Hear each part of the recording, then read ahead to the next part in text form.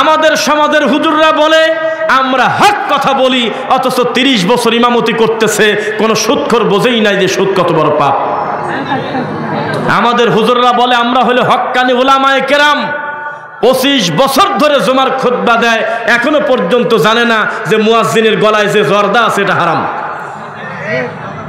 ওই লোকটা 20 বছর ইমামতি করে, এখনো শকুন না থাকতে পারে দেশে, উনি শকুনের দায়িত্ব পালন করে, মরা বাড়িতে মৌতিখানা খাওয়ার জন্য উনি ফজিলত বর্ণনা করে।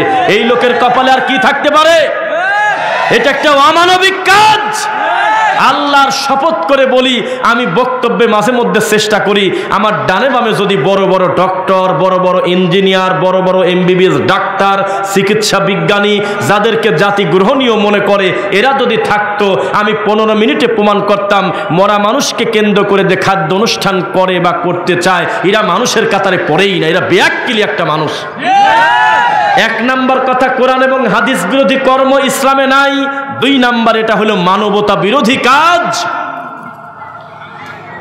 আমি জানি না যারা মানবাধিকার লঙ্ঘন ঠিক করতে চায়, মানবাধিকারের দায়িত্বে আছে, আমার এক বন্ধু আছে, নামটা না বলি, মানবাধিকার সংরক্ষণের দায়িত্বে যারা আছে তাদেরকে আমরা বলি, মরা মানুষকে কেন্দ্র করে যে খাদ্য অনুষ্ঠান করা হয় এটা মানবাধিকার লঙ্ঘন করা।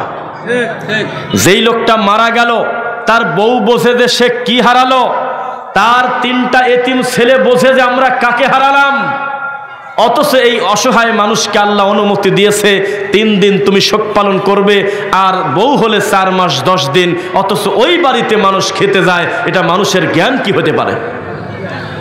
আজকে আমার এই বক্তব্যে যদি আপনি নিয়ত করেন আমি আমার জীবনে যদি যা রুজি আছে আমি খাবো, কোনোদিন মৌতিখানা খাবো না, আমরা মনে করবো আজকের বক্তব্য সার্থক ইনশাআল্লাহ।